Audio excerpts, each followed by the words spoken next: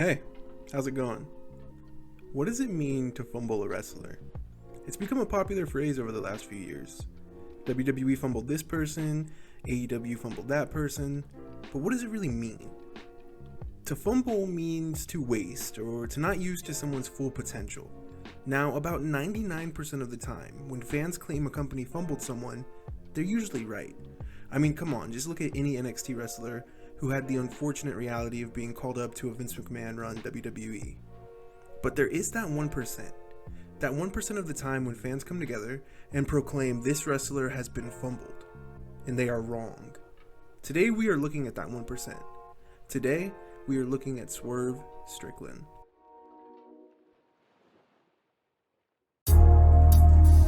Oh, and by the way, Boehner Bronco Buster? Yeah. Where the hell did that come from? Improv. That was wonderful. We are on the heels of one of the best professional wrestling runs of the last decade. You think I'm overreacting? Let's take a look. Since winning the AEW World Championship, Swerve has become one of, if not the, main characters of AEW, surpassing the likes of MJF, Jon Moxley, and even Will Ospreay. Swerve has main evented 4 of the last 5 AEW pay-per-views in which he has done it all. He has won the world title by beating Samoa Joe. He had a match of the year contender with Will Ospreay. Then he had another match of the year contender with Bryan Danielson in front of 50,000 people. And then, lights out, steel cage, Adam Page. While I wasn't the biggest fan of this match, not because it was too violent or anything, I'm not a dweeb, I just couldn't get fully invested. Not sure why, maybe I had too many drinks. Anyways, it played as a great closing chapter in the Swerve vs. Hangman saga. These two are destined to do this forever, and I don't think people are overreacting at all when they call this one of the best feuds just of all time, not just in AEW, all time, because I wholeheartedly agree. In his time with AEW, we have seen Swerve become one of the best in the world, and it raises the question, how in the hell did WWE fumble this guy? Simple answer, they didn't. Now, I know what you're probably thinking. Didn't I just talk up Swerve and call him one of the best in the world? Yes, I did. I'm going to break this down, and I'm going to make it very simple for all of you. These are not the same people. Isaiah Scott and Swerve Strickland are not the same people. Swerve Strickland would literally murder this dude. But what's my point?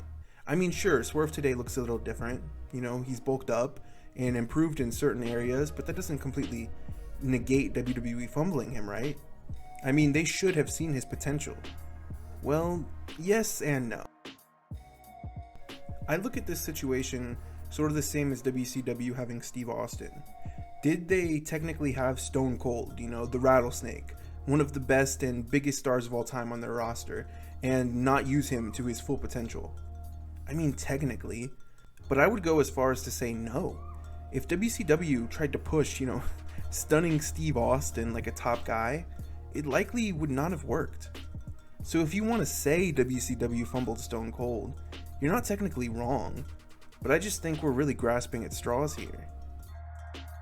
Even still, WWE is a much more well-oiled machine than early 90s WCW.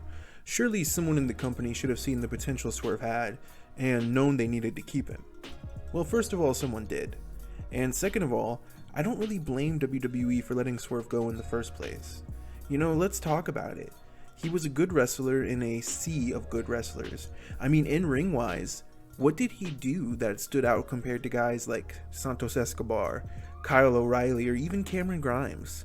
I know in hindsight, it's easy to say Swerve cleared these dudes, but if you go back and you put those 2021 glasses on, I honestly would have put my money on Grimes being a bigger star than Swerve. But look, I might have a bad eye for talent, I'm okay admitting when I'm wrong. It wouldn't be the first time. Maybe you all saw Swerve in NXT and thought this guy is going to be a main event player.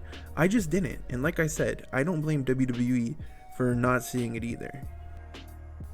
But hey, in-ring talent isn't all that matters.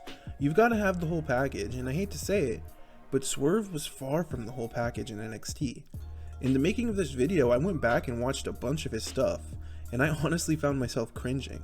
Funny how this dude just seems to luck up, trip, fall into the ring, and stand up with a North American Championship in his hands. This is fantasy world, right? What, you think there's some type of prep school or something, homie? And I just don't care anymore. Now let me stop myself.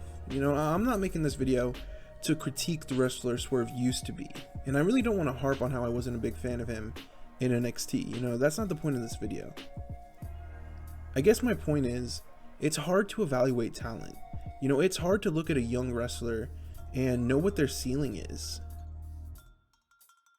Sometimes companies rush a talent they believe in out too fast and they crash and burn. Sometimes a company takes their time with someone, builds them up slowly and makes sure they are ready. And sometimes everything needs to go wrong. I mean, come on, we've seen it a million times at this point. Wrestlers cut from a company and then they completely transform themselves into a star. I think Swerve needed to be released because if he had stuck around in WWE, we would simply not have this wrestler. You know, we wouldn't have this performer that we have today. So when someone says, you know, I can't believe WWE fumbled Swerve, I just can't totally agree. You know, it's easy to look at all the success Swerve has had and think WWE wasted him, but the reality is, like most things, a little more nuanced than that. So the next time someone says WWE fumbled this person or AEW wasted that person, remember, sometimes it's less about what we miss out on and more about what we're about to watch happen. We may get out of this yet. I can't believe this is the same car. Well, let's not start sucking each other's dicks quite yet.